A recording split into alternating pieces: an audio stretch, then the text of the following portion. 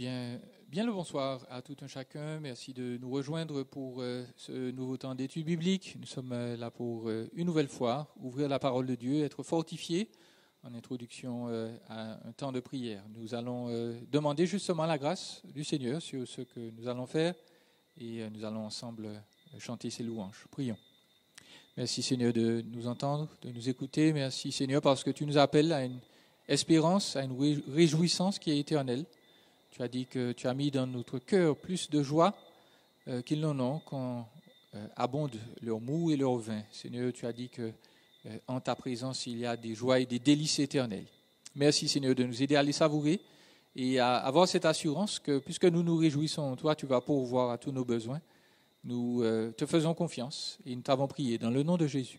Amen. Amen. Nous pouvons nous réjouir. Le Sauveur, il est celui qui est mort, mais il est aussi, surtout, celui qui est ressuscité et qui nous donne le salut et la délivrance. On va chanter ensemble. Chrétien, réjouis-toi.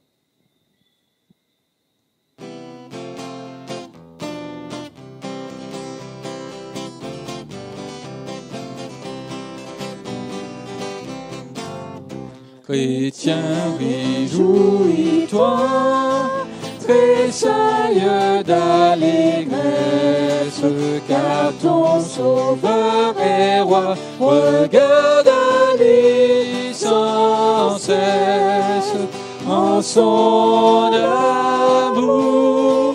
Chrétien, réjouis-toi, réjouis-toi toujours. Exalte le Seigneur, il a sauvé ton âme. Dieu l'a comblé d'honneur après la croix infâme en son amour. Chrétien, réjouis-toi, réjouis-toi toujours. Éclate en saint transport, voici ton Dieu confie les portes de la mort au prince de la vie en son amour. Chrétien, réjouis-toi, réjouis-toi toujours. Espère, adore et croire, Jésus seul est le Maître. Au loin déjà je vois sa gloire enfin paraître en son amour. Chrétien, réjouis-toi, réjouis-toi toujours. Christ règne dans le ciel, enseigne la lumière, et son règne éternel bientôt viendra sur terre en son amour. Chrétien, réjouis-toi, réjouis-toi toujours.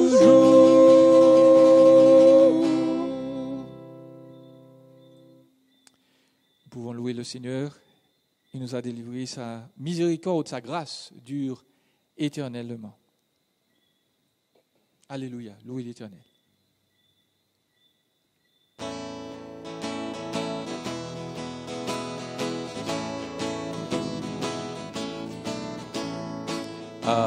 Alléluia, louez l'Éternel, car il est bon, car sa miséricorde durera toujours, durera toujours, amen, durera toujours, amen.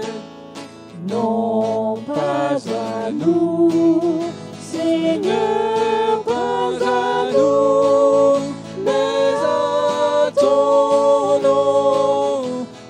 ton nom donne gloire. Pour ton amour, pour ta fidélité.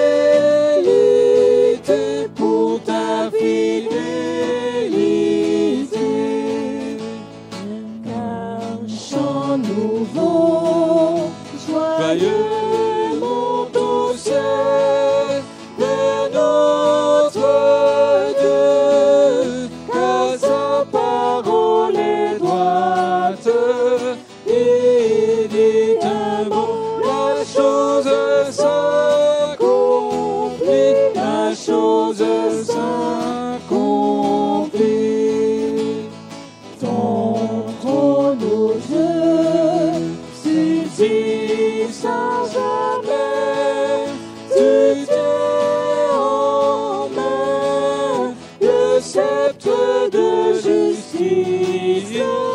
Et moi je dis, mon œuvre est pour le roi, mon œuvre est pour le roi.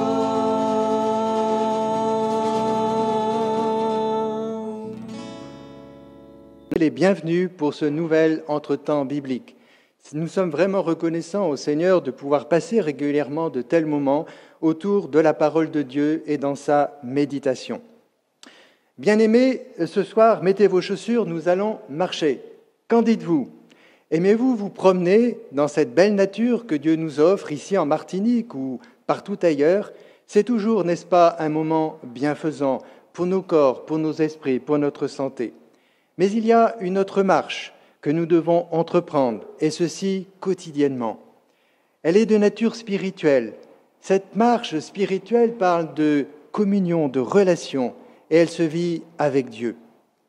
Elle est bienfaisante, elle aussi, exigeante également, mais en fin de compte tellement utile, nécessaire et précieuse.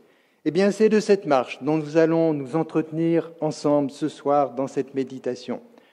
Notre temps de méditation comporte 3 parties, que j'ai intitulées de la manière suivante. Première partie, 3 témoignages. Deuxième partie, le bon berger conduit son troupeau. Et troisième partie, 3 exhortations. Nous allons prier. Seigneur notre Père, nous voulons te remercier pour ce moment que tu nous permets d'avoir ensemble autour de ta parole. Nous te prions, Seigneur, que tu nous donnes des oreilles attentives, un cœur bien disposé, que tu nous donnes, Seigneur, ton esprit, et que tu nous renouvelles en nous ton Esprit Saint, afin que nous puissions comprendre ta parole. Te prions aussi, Seigneur, que tu nous encourages par qui sera partagé. Je te prie aussi, Seigneur, pour moi-même, afin que je puisse être clair dans l'exposé de ta parole. C'est sur toi, Seigneur, que nous comptons, et nous te remercions parce que tu es fidèle. Sois béni, Père, au nom de Jésus-Christ. Amen. Nous allons donc commencer notre méditation par ce premier titre, 3 témoignages. Nous trouvons ces 3 témoignages dans le livre du commencement, celui de la Genèse. Nous parlerons d'Hénoch, nous parlerons de Noé et enfin de Moïse. Et je vous invite donc à ouvrir vos Bibles à la maison pour faire une première lecture dans le livre de la Genèse. Au chapitre 5, nous lirons les versets 21 à 24. Genèse donc, chapitre 1, versets 21 à 24. Je lis. Hénoch, âgé de 65 ans, engendra Métouchéla. Dans d'autres Bibles, il s'agit de Mathusalem, vous connaissez. Hénoch, après la naissance de Métouchéla, marcha avec Dieu 300 ans, et il engendra des fils et des filles. Tous les jours d'Hénoch furent de 365 ans. Hénoch marcha avec Dieu, puis il ne fut plus, parce que Dieu le prit. Hénoch marcha avec Dieu. Parmi tous ceux qui l'ont précédé, vous l'avez peut-être remarqué, l'Écriture dit simplement « ils vécurent » et ils ajoutent le nombre d'années. Mais pour Hénoch, il n'a pas simplement vécu, il marcha avec Dieu et c'est ceci qui a caractérisé sa vie. Nous pouvons être impressionnés par la fin de son existence terrestre et nous émerveiller de ce qu'il est allé au ciel sans passer par la mort. Mais ce n'est pas l'enlèvement d'Hénoch qui fut le fait marquant de sa vie. En effet, par 2 fois dans le texte que nous venons de lire, il nous est précisé qu'Hénoch marcha avec Dieu. Le Nouveau Testament rend le témoignage suivant à propos de cet homme, et je vous invite à vous reporter dans l'Épître aux Hébreux, au chapitre 11, et nous lirons les versets 5 et 6. Hébreux 11, chapitre 11, je dis bien versets 5 et 6. C'est par la foi qu'Hénoch fut enlevé pour qu'il ne voie point la mort, et il ne parut plus parce que Dieu l'avait enlevé. Car avant son enlèvement, il avait reçu le témoignage qu'il était agréable à Dieu.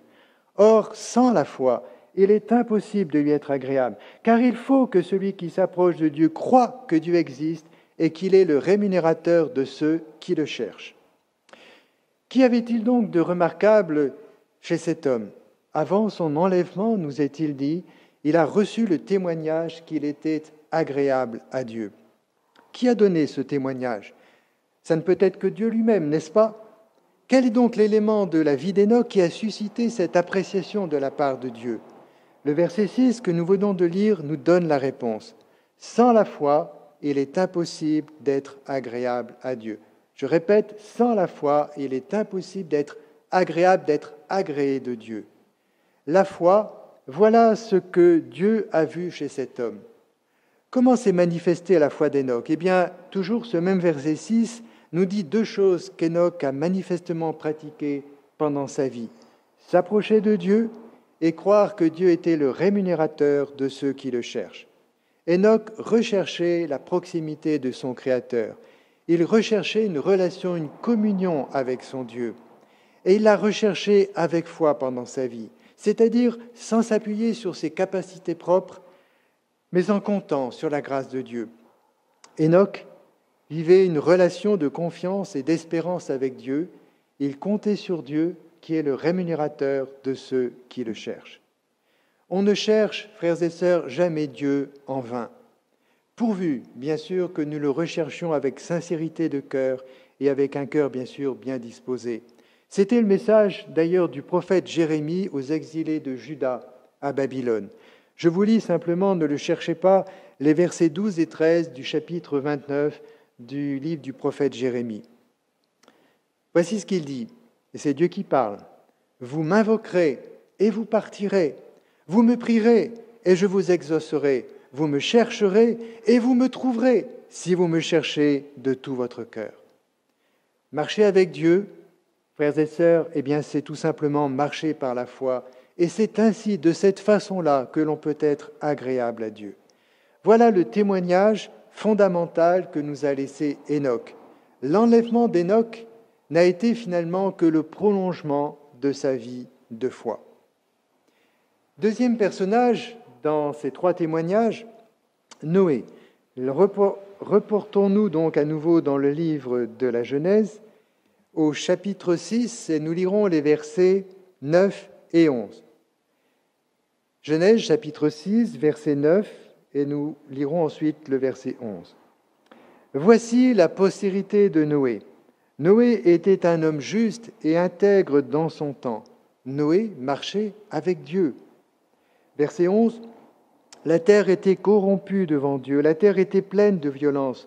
Dieu regarda la terre et voici elle était corrompue, car toute chair avait corrompu sa voie sur la terre. » Noé vivait dans une période de rébellion universelle à laquelle Dieu a mis un terme par le déluge. Mais Noé se détachait de la mentalité de ses contemporains. Il vivait de manière juste et intègre dans son temps, et c'est ce que nous avons lu dans l'Écriture. Noé vivait à contre-courant. L'Écriture traduit ce comportement de la manière suivante. Noé marchait avec Dieu. Verset 9. Lisons le témoignage que nous avons de Noé dans l'Épître aux Hébreux au chapitre 11, et nous lirons le verset 7. Hébreux chapitre 11, le verset 7. Je lis, « C'est par la foi que Noé, divinement averti des choses qu'on ne voyait pas encore et saisi d'une crainte respectueuse, construisit une arche pour sauver sa famille. C'est par elle qu'il condamna le monde et qu'il devint héritier de la justice qui s'obtient par la foi. L'Éternel annonce à Noé qu'il va faire venir un déluge d'eau sur la terre entière en signe de jugement sur une génération perverse. À cette annonce, alors que rien ne prélude un tel cataclysme, alors que Noé vit dans une région plutôt aride, alors que les hommes continuaient de manger, de boire, de se marier, de marier leurs enfants, ainsi que nous le signale Jésus dans Matthieu 24, Noé, nous est-il dit, fut saisi d'une crainte respectueuse envers Dieu. Il crut la parole de Dieu et il obéit à son commandement. Cette obéissance à la parole de l'Éternel, sa réaction empreinte d'une crainte respectueuse, confirme que Noé marchait avec Dieu, qu'il était attaché à Dieu, comme ce fut le cas d'Enoch. Mais remarquez comment le Nouveau Testament interprète la réaction d'obéissance de Noé quand l'Éternel lui commande de construire une arche. Je relis le verset 11, c'est par la foi que Noé construisit une arche. En croyant la parole de Dieu, en obéissant à son commandement, Noé n'a pas seulement manifesté son obéissance, sa soumission à la volonté de Dieu. Il a construit cette arche par la foi. En d'autres termes, selon Hébreux 11.1, nous allons le relire dans un instant, en d'autres termes, Noé a vu les choses qu'on ne voyait pas encore. Reportez-vous au verset 1 du chapitre 11 de l'Épître aux Hébreux. Vous connaissez ce verset probablement par cœur. Voici ce qu'il nous dit. Or, la foi est une ferme assurance des choses qu'on espère, une démonstration de celles qu'on ne voit pas. La foi est la substance des choses que l'on espère. Elle est la démonstration, c'est-à-dire la preuve ou la garantie de celles qu'on ne voit pas. Par sa foi, nous est-il dit dans le verset 7, Noé a condamné le monde et il est devenu héritier de la justice qui s'obtient par la foi. Cela peut nous interroger. Comment Noé a-t-il pu condamner le monde par sa foi ? Qu'est-ce que cela finalement signifie ? L'apôtre Pierre, dans sa deuxième épître, au chapitre 2 et au verset 20, appelle Noé un prédicateur de la justice. Pendant la construction de l'arche, Noé appelait ses concitoyens à la repentance envers Dieu. Il les appelait à entrer dans l'arche pour être sauvés de la juste colère de Dieu. Noé, ainsi que nous finalement, était une odeur de mort pour les incrédules qui ont péri, mais il a été une odeur de vie pour ceux qui ont accepté le salut offert par Dieu et qui sont entrés dans l'arche. L'arche était l'unique moyen de salut que Dieu avait destiné pour les hommes, mais les hommes ont méprisé cette arche de salut et Dieu a fermé la porte. C'était un point de non-retour. C'est donc par sa foi et par l'œuvre de sa foi, c'est-à-dire par la construction de l'arche, que Noé a condamné le monde incrédule. Rappelez-vous, frères et sœurs, la foi qui sauve est toujours seule, ou plus exactement, mieux dit, c'est nous sommes sauvés par la foi seule. Je répète, nous sommes sauvés par la foi seule. Mais la foi qui sauve n'est jamais seule. Elle s'accompagne toujours d'œuvres justes. Marcher avec Dieu par la foi, comme Noé l'a fait, c'est être les instruments du Seigneur que le Seigneur peut utiliser pour sauver le monde, mais aussi pour le condamner. Le message de l'Évangile, ce n'est pas que tous les hommes aillent un jour au paradis. La repentance est nécessaire. Elle fait partie du message de l'Évangile. Et ce message, frères et sœurs, nous le savons, il est redoutable. Et on n'aime pas, l'homme naturel redoute et est ce message.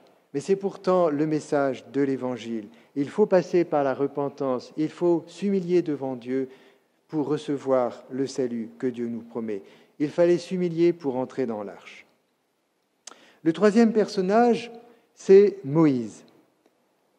La traversée du désert par les Israélites depuis la sortie d'Égypte jusqu'à l'entrée dans le pays de la promesse est l'un des événements majeurs de l'Ancienne Alliance et c'est aussi une instruction pour nous, gens de la Nouvelle Alliance. L'apôtre Paul écrit dans 1 Corinthiens 10, verset 11, que ces choses leur sont arrivées pour nous servir d'exemple. Elles ont été écrites pour notre instruction, à nous qui sommes parvenus à la fin des âges. Au cours de cet exode, Dieu accompagne son peuple. Il marche aux côtés de son peuple, mais c'est lui qui mène la marche, dans une colonne de nuée le jour, dans une colonne de feu la nuit. Si l'Éternel se tient au milieu de son peuple et l'accompagne dans sa marche, ce n'est pas simplement ou seulement pour conduire Israël dans la bonne direction, mais c'est aussi pour apprendre à son peuple que l'homme ne vit pas seulement de pain, mais de toute parole qui sort de la bouche de Dieu. Deutéronome 8.3. Le peuple vit donc avant tout par son Dieu. Dieu est sa source, Dieu est sa ressource. Moïse avait compris cette dépendance de Dieu. Après l'épreuve du veau d'or, après ce moment tragique, Dieu demande à Moïse de reprendre la marche vers Canaan et il lui déclare « J'enverrai mon ange avec toi ». Mais Moïse est trop conscient de l'importance vitale de la présence de Dieu et il ne peut se contenter d'un ange, si on peut l'exprimer ainsi. Et j'aimerais que nous lisions ensemble Exode chapitre 33, les versets 12 à 17. Exode 33, versets 12 à 17. Moïse dit à l'Éternel, « Voici, tu me dis, fais monter ce peuple, mais tu ne me fais pas connaître qui tu enverras avec moi.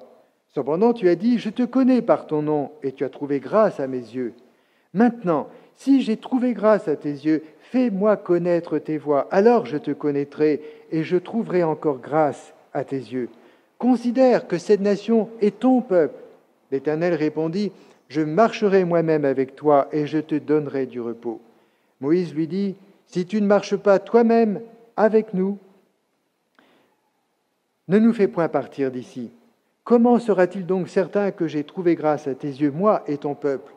Ne serait-ce pas quand tu marcheras avec nous et que nous serons distingués, moi et ton peuple, des nations, de tous les peuples qui sont sur la face de la terre? » L'Éternel dit à Moïse, « Je ferai ce que tu me demandes, car tu as trouvé grâce à mes yeux et je te connais par ton nom. » Moïse dit, Dieu lui-même, sinon rien. Cette exigence et, je dirais, cette plaidoirie de Moïse vis-à-vis de Dieu, est-ce qu'elle est extrémiste? Est-ce qu'elle est prétentieuse? Non, bien évidemment. En marchant avec Dieu, Moïse avait goûté le privilège que Dieu lui-même marche avec lui et avec son peuple. Il ne peut se satisfaire d'autre chose. Il faut que Dieu marche avec lui. Il faut que Dieu marche avec le peuple d'Israël. Marcher avec Dieu, eh bien, c'est comprendre notre dépendance de lui. C'est découvrir qu'en réalité, ce n'est pas fondamentalement notre marche qui fait la différence, mais c'est parce que Dieu lui-même marche avec nous. Il est celui qui pourvoit aux besoins, il est celui qui pourvoit à notre existence. Yahvé, Jiré, comme il nous est dit, à la montagne de l'Éternel, Dieu pourvoira. C'est un écho à Genèse 22, verset 14. Voilà donc ces 3 témoignages de l'Ancienne Alliance. Abordons maintenant le deuxième titre que j'ai donné à notre méditation, « Le bon berger conduit son troupeau », et je vous invite à lire avec moi dans l'Évangile de Jean, cette fois-ci, chapitre 10, versets 1 à 5. Évangile de Jean, chapitre 10, nous lirons les versets 1 à 5. En vérité, je vous le dis, celui qui n'entre pas par la porte dans la bergerie, mais qui monte par ailleurs, est un voleur et un brigand. Mais celui qui entre par la porte est le berger des brebis. Le portier lui ouvre, et les brebis entendent sa voix. Il appelle par leur nom les brebis qui lui appartiennent, et il les conduit dehors. Lorsqu'il a fait sortir toutes ses propres brebis, il marche devant elles, et les brebis le suivent, parce qu'elles connaissent sa voix. Elles ne suivront point un étranger, mais elles fuiront loin de lui parce qu'elles ne connaissent pas la voix des étrangers. Jésus est le bon berger, nous le savons. Il conduit lui-même son troupeau. Il marche à sa tête avec sa houlette et son bâton, selon ce que David nous dit au psaume 23. Il marche non pas de manière visible dans une colonne de nuée ou dans une colonne de feu, mais par les moyens de grâce qu'il a préparés pour nous. L'Église locale, avec ses fonctions d'enseignement, d'encouragement, de discernement, par l'action vivifiante du Saint-Esprit qui demeure en nous. Les brebis qui appartiennent au Seigneur connaissent la voix du bon berger et elles le suivent. Quand la parole de Dieu est prêchée, et je précise bien quand la parole de Dieu est prêchée, les brebis du Seigneur, elles savent qu'elles entendent la voix du bon berger et elles écoutent. Dans le livre de l'Apocalypse, au chapitre 2, ne le cherchez pas, verset 1, la première lettre aux 7 églises d'Asie, celle d'Éphèse, est introduite par ces mots. Écrit à l'ange de l'église d'Éphèse. Voici ce que dit celui qui tient les 7 étoiles dans sa main droite, celui qui marche au milieu des 7 chandeliers. Christ marche au milieu des 7 chandeliers qui représentent les 7 églises d'Asie et par extension l'ensemble des églises de toutes les générations, de tous les temps, de tous les lieux. Christ agit en Seigneur de son Église.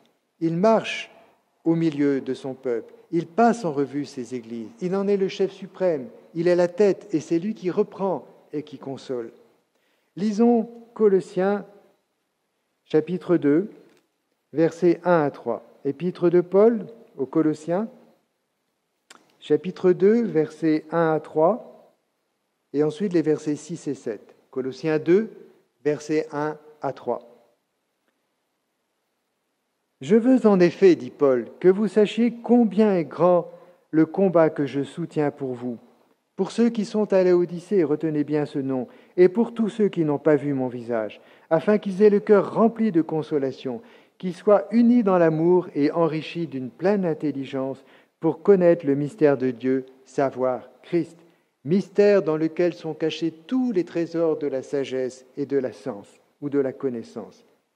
Je dis cela afin que personne ne vous trompe par des discours séduisants. » Et puis versets 6 et 7, « Ainsi donc, comme vous avez reçu le Seigneur Jésus-Christ, marchez en lui, étant enracinés, fondés en lui et affermis par la foi, d'après les instructions qui vous ont été données et abondez en actions de grâce. » Pour suivre le bon berger et tenir sur son chemin, nous devons, selon l'expression du verset 6 que nous venons de lire, marcher en lui, marcher en Christ.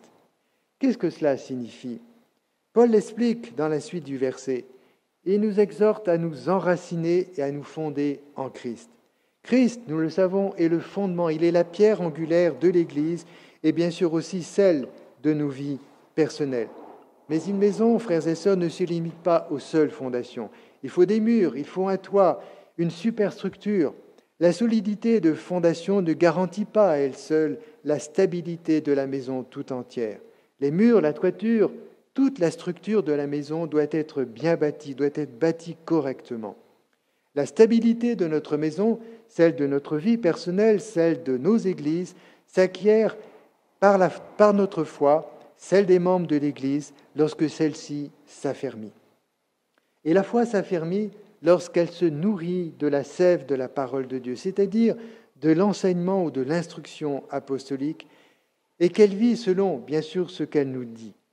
Au verset 1 à 3 que nous avons lu, Paul rappelle que la connaissance de Christ dans l'Église est un rude combat spirituel. Un rude combat spirituel. Paul, nous est-il dit, a combattu, entre autres, pour l'Église de Laodicée, afin que cette Église, nous l'avons lu, soit consolée, que les frères et sœurs soient unis dans l'amour, les uns avec les autres, et que cette Église soit enrichie de la pleine connaissance de son Seigneur, mystère dans lequel sont cachés tous les trésors de la sagesse et de la science ou de la connaissance. Quelques décennies plus tard, que s'est-il passé ? Eh bien, cette Église a fait l'objet de sévères reproches de la part du Seigneur lui-même, le Seigneur qui marche au milieu des 7 chandeliers. C'est la 7e lettre aux 7 églises d'Asie. Le Seigneur lui reproche d'avoir délaissé les richesses de Christ au profit de vanité, au profit de futilité, au point que Laodicée est devenue misérable, pauvre, aveugle et nue. Cette Église, finalement, avait cessé de marcher avec Christ. Elle avait arrêté de se fonder en Christ. Elle avait arrêté de s'affermir en Christ. Elle avait préféré suivre un autre chemin, un chemin finalement qui l'a appauvrie, et elle est devenue pauvre, aveugle et nue. Voici donc ce deuxième titre. Christ marche au milieu de son peuple. Nous devons marcher en Christ. Dernier titre à notre méditation que j'ai intitulé « 3 exhortations ». Nous venons de voir l'appel du bon berger à marcher en lui. Nous nous attacherons donc à ces 3 exhortations concernant cette marche en Christ. Marcher en Christ, bien sûr, il n'y a pas que cela, mais je me limiterai à ces 3 vérités, à ces 3 valeurs. Marcher en Christ, c'est marcher dans la vérité, c'est marcher dans l'amour et c'est marcher dans la lumière. Marcher dans la vérité. Lisons dans la 3e lettre de Jean, donc à la fin de notre Nouveau Testament, la 3e lettre de Jean, les versets 2 à 4. Il n'y a pas de chapitre dans cette lettre. 3 Jean, versets 2 à 4. Je lis ces versets. « Bien-aimé, je souhaite que tu prospères à tous égards et sois en bonne santé, comme prospère l'état de ton âme. J'ai été fort réjoui lorsque des frères sont arrivés et ont rendu témoignage de la vérité qui est en toi, de la manière dont tu marches dans la vérité. Je n'ai pas de plus grande joie que d'apprendre que mes enfants marchent dans la vérité. L'apôtre nous rappelle dans ce texte qu'il ne s'agit pas seulement de connaître la vérité, il faut marcher dans la vérité, c'est-à-dire qu'il faut la vivre concrètement, il faut vivre selon ce qu'elle nous enseigne. La vérité, avec un grand V, c'est Jésus-Christ. Je suis le chemin, la vérité et la vie. Mais c'est aussi la doctrine de Christ. Jean, dans sa deuxième lettre, au verset 9, cette fois-ci, il écrit ceci, « Quiconque va plus loin que la doctrine de Christ et ne demeure pas dans la doctrine de Christ n'a point Dieu. Quiconque va plus loin et ne demeure pas dans la doctrine de Christ n'a point Dieu. » La doctrine de Christ nous est exposée dans les Écritures. Et cette doctrine, elle n'est pas sujette à évolution. Nous devons progresser pour comprendre de mieux en mieux cette doctrine de Christ. Mais celle-ci, elle demeure inchangée, elle ne varie pas. Soyons donc vigilants, frères et sœurs, par rapport à tous ces courants, à toutes ces influences qui traversent toutes les églises. Et ils sont nombreux aujourd'hui. Ces courants n'ont pas d'autre finalité que de nous faire aller plus loin que la doctrine de Christ. Nous faire croire qu'il nous faut aller plus loin pour connaître pour connaître des choses plus profondes, qu'il faut sortir finalement du cadre de l'Écriture qui reste figée, qui est une écriture finie. Ces philosophies mensongères nous disent qu'on ne peut enfermer la parole de vie dans des mots, dans une écriture. Ceci, frères et sœurs, est faux, est absolument faux. L'Écriture est la parole de vie. Elle est la parole vivante et permanente de Dieu, et c'est ce que nous dit l'apôtre Pierre. Vous connaissez probablement ce passage dans sa première lettre, au chapitre 1 et au verset 23. L'apôtre Paul prie pour les chrétiens de Colosse en demandant qu'ils soient remplis de la connaissance de sa volonté, en toute sagesse et intelligence spirituelle. Comment ? Pourquoi ? Pour marcher d'une manière digne du Seigneur et lui être entièrement agréable, portant des fruits en toutes sortes de bonnes œuvres et croissant par la connaissance de Dieu. Colossiens 1, versets 9 à 10. Vous pouvez le chercher à la maison. Prions, frères et sœurs, pour ceux qui nous enseignent, car ils en ont besoin, car c'est dans le rassemblement des enfants de Dieu que Dieu nous instruit. Avant tout, ne négligeons pas nos réunions, ne négligeons pas nos rencontres. Dieu veut nous enseigner par ce moyen de grâce qu'est l'Église locale, au travers de nos rencontres fraternelles. Deuxièmement, marcher en Christ, c'est aussi marcher dans l'amour. Et nous allons reprendre 3 Jean, la 3e épître de Jean, les versets 5 à 8. 3e épître de Jean, versets 5 à 8. Et bien-aimé, alors il écrit cette lettre à Gaius, « Bien-aimé, tu agis fidèlement dans ce que tu fais pour les frères, et même pour des frères étrangers, lesquels ont rendu témoignage de ton amour en présence de l'Église. Tu feras bien de pourvoir à leur voyage d'une manière digne de Dieu, car c'est pour le nom de Jésus-Christ qu'ils sont partis sans rien recevoir des païens. Nous devons donc accueillir de tels hommes afin d'être ouvriers avec eux pour la vérité. » Gaius pratiquait la vérité en marchant dans l'amour. Gaius était l'un des responsables de l'Église à laquelle Jean fait allusion ici. Gaius avait un cœur large et il avait la vision missionnaire de l'Église. En exerçant l'accueil, en pourvoyant aux besoins des serviteurs de Dieu itinérants, il encourageait l'Église locale à participer à l'œuvre de Dieu au loin.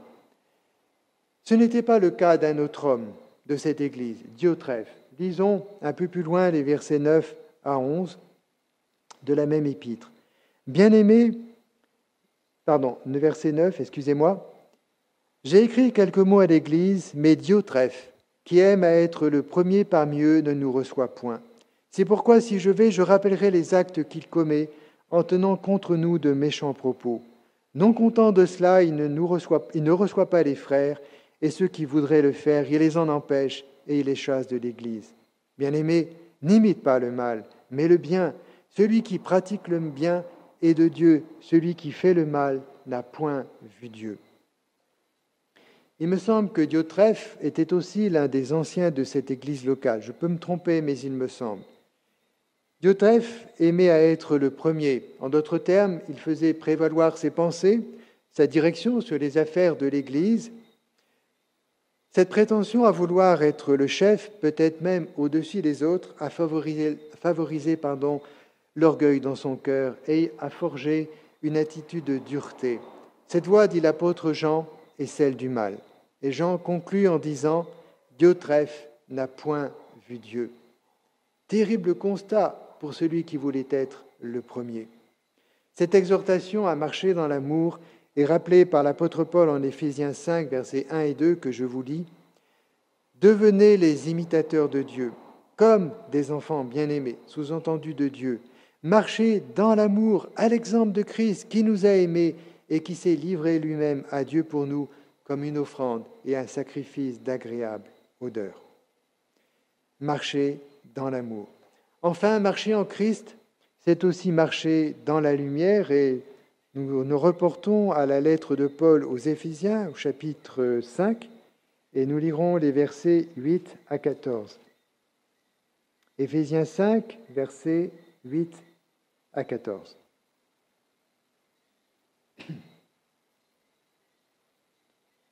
Autrefois, vous étiez ténèbres, et maintenant vous êtes lumière dans le Seigneur. Marchez comme des enfants de lumière, car le fruit de la lumière consiste en toutes sortes de bonté, de justice et de vérité. Examinez ce qui est agréable au Seigneur et ne prenez point part aux œuvres infructueuses des ténèbres, mais plutôt condamnez-les. Car il est honteux de dire ce qu'ils font en secret, mais tout ce qui est réprouvé apparaît en pleine lumière, car tout ce qui est ainsi manifesté est lumière. C'est pour cela qu'il est dit « Réveille-toi, toi qui dors, relève-toi d'entre les morts, et Christ t'éclairera. » Marcher dans la lumière, frères et sœurs, exige un travail de réflexion. Examiner ce qui est agréable au Seigneur, c'est-à-dire ce que Dieu agrée, ce que Dieu approuve. Examiner a le sens d'éprouver, a le sens de tester pour apprendre en s'appuyant sur des preuves irréfutables et convaincantes. On n'essaye pas des nouveautés parce que c'est à la mode. On éprouve, on teste pour vérifier quoi ? Pour vérifier si cela est juste et agréable à Dieu, si c'est conforme à l'Écriture, conforme à l'analogie de la foi dans le sens de la doctrine, et si cela contribue à l'édification de la foi. De cette marche, dans la lumière, est bien né un fruit aux multiples facettes, bonté, justice, vérité. Cet appel à la réflexion est important. On ne peut en faire l'économie au risque de s'engager dans une voie stérile, peut-être même ténébreuse, et donc compromettante, voire même dangereuse pour notre vie spirituelle. Voilà, frères et sœurs, nous sommes arrivés, mais pas au bout du voyage, ce n'est que la première étape. Le voyage n'est pas achevé, la route est longue, il faut la poursuivre, la marche doit se poursuivre. Prions le Seigneur, prions qu'il nous garde dans notre marche spirituelle, que ce soit sur le plan personnel, que ce soit au niveau de l'Église, de l'Assemblée. Le Seigneur, nous l'avons vu, je l'ai rappelé, marche au milieu des 7 chandeliers. Il marche au milieu de notre assemblée. Que nous soyons attentifs à sa voix, qu'il puisse nous façonner, qu'il puisse nous corriger, que nos vies puissent se conformer à la volonté de Dieu, et ceci de mieux en mieux. Nous allons, frères et sœurs, terminer par un mot de prière. Seigneur notre Père, notre Dieu, tu nous invites à marcher. Tu nous rappelles que notre vie chrétienne n'est pas statique, qu'il nous faut apprendre de mieux en mieux. Tu nous rappelles que, Seigneur, tu es le berger de ton Église, le berger de nos vies, que tu marches devant, que tu nous as donné ces moyens de grâce que l'Église locale. Aide-nous, Seigneur, à ne pas la négliger. Aide-nous, Seigneur, à ne pas restreindre notre vie spirituelle au travers de messages que l'on écoute, au travers de lectures, mais donne-nous, Seigneur, de prendre plaisir à fréquenter le rassemblement, la communion fraternelle. Seigneur, merci de ce que, oui, tu marches devant nous, tu nous corriges, parce que tu veux nous faire avancer, tu veux nous rendre participants de Christ, tu veux nous transformer à l'image de ton Fils bien-aimé. Seigneur, la route est longue, nous le savons. C'est un chemin qui monte, un chemin difficile, mais c'est un chemin, comme je l'ai rappelé, tellement bienfaisant, parce que tu marches à nos côtés, tu es avec nous, tu nous entoures par devant, par derrière, Tu nous le rappelles dans le psaume 139. Alors Seigneur, nous nous confions en toi. Nous voulons marcher par la foi. Nous voulons apprendre de Noé, apprendre de Moïse, apprendre d'Enoch. Nous voulons, Seigneur, vivre par la foi, dépendre de toi. Nous avons besoin de toi, Seigneur.